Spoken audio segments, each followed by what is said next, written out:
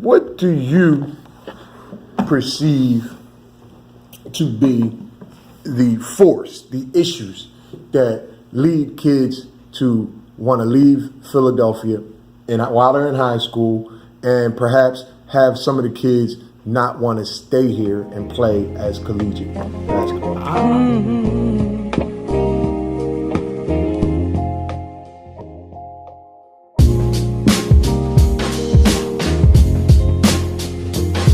I honestly don't blame the basketball community at all for that issue. And the reason I don't blame the basketball community for that particular issue is because the city itself just has a lot of just residue. Like, we got so many issues as a municipality that you can't really be mad at somebody when they want to leave a city where 140 kids been shot in a matter of 8 months. And you can go to a campus like Virginia. Anywhere. You can go anywhere. I mean, Cheltenham, anywhere. You know what I mean? And so I understand that dynamic, because I think more than any time that I've ever seen, I'm a public league guy. I've been coaching in the public league for 10 years now. It's my 10th year. And so more than anything, I'm seeing good kid, wrong place, wrong time, wrong person. Not that any kid deserves to die, because I don't think a life is valuable. I don't think anyone deserves to die. But it hits you different when it's like when the kids come and they tell you, oh, such and such was into the streets. He was selling drugs or doing some things that, not necessarily ideal. Then when the kids come to you and tell you like, yo, coach, I don't even know why they shot him. He was with such and such. He's a good dude. And that is way more fatiguing from an emotional perspective. Is it more frequent than any time I've ever seen it? Like, more your kids, peers. So for the first time last season, I had to stop and talk to my team about like gun violence, in a sense of just like giving them an opportunity to just vent. We had a situation last school year where a former Sankofa kid shot and killed a kid at Northeast. So the kid, half of my team knew the kid who did the shooting because he went to middle school with all of them. The other half of the kids knew the kid that ended up getting killed. So like that's a situation where you just got to sit and have a conversation with the kids. But that ain't basketball. We signed up to coach basketball, and when you do, you got to recognize that there's all this other baggage that come with it. So can you have the conversation without bringing in the larger context? Because that's generally how it's posed. Until recently, the mother of the football player at Imhotep, she put it on the table. Yeah. Like, she made it so, y'all not going to ignore this. I'm sending my kid clean across the country to Oregon because one of his best friends got shot. It's traumatic.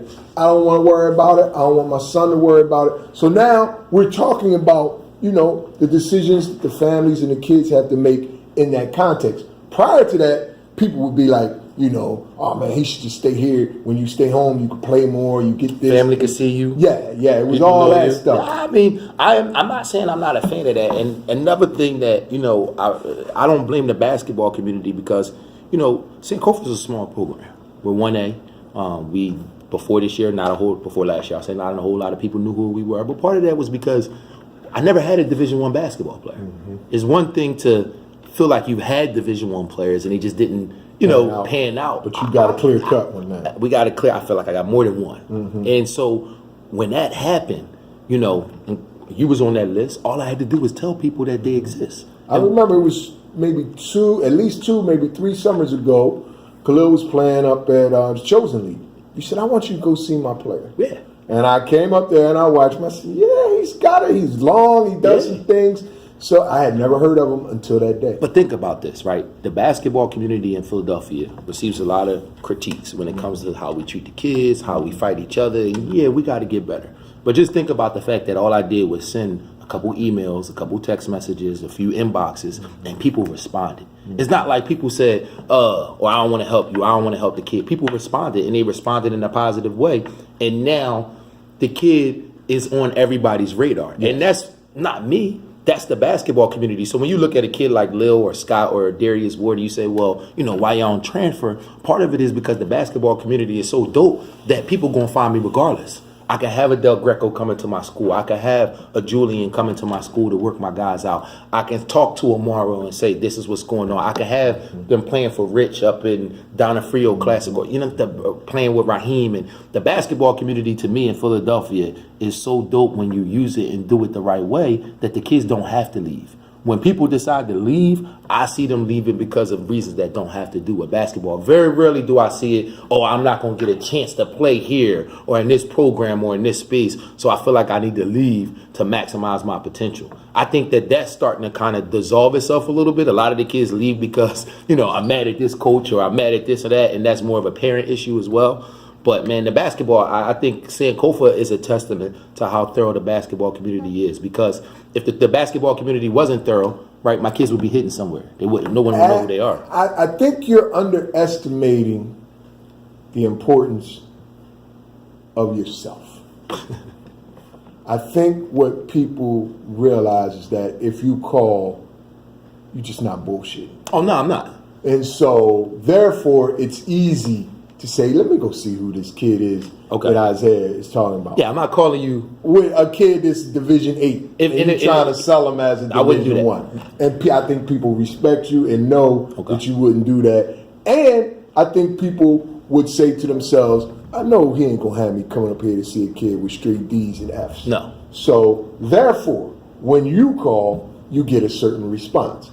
And I think guys such as yourself, I think everyone in the community does rally around them. But we have some fractures. We do. And some cleavages that are deep. Yes. And yes, and I'm not going to say no names. And what I try to do is I try to serve as a mentor. But I think sometimes it's tough because I don't win a whole lot of public league championships or state championships, and I see a lot of the guys doing a lot of different things across the city, from coaching in school stuff, and I've been that young coach who scream at the refs, who sweating, that's up and down the sideline, and then I've had an old head come tap me on the shoulder and say, yo, it's not the championship, right? You got like another 5 or 10 years at this. You're going to drain yourself out. So I know what it means to have a Biff Harper tap me and say, yo, you might want to calm down or do things a little bit different. So I definitely recognize there's some holes in some things. I do a lot of outside Sankofa stuff. So I spend a lot of time fundraising and in the community. Doing free stuff. That's my thing. You're That's my thing. And I try to help the other guys. Politically knowledgeable. You have a social conscience that guides a lot of the ways you interact with people. And whether people agree or disagree with your stance, we know that it comes from a principle. Yes. And, as we sit here in September 2018, at the largest level, in the biggest context, you have to wonder, does principle even exist anymore?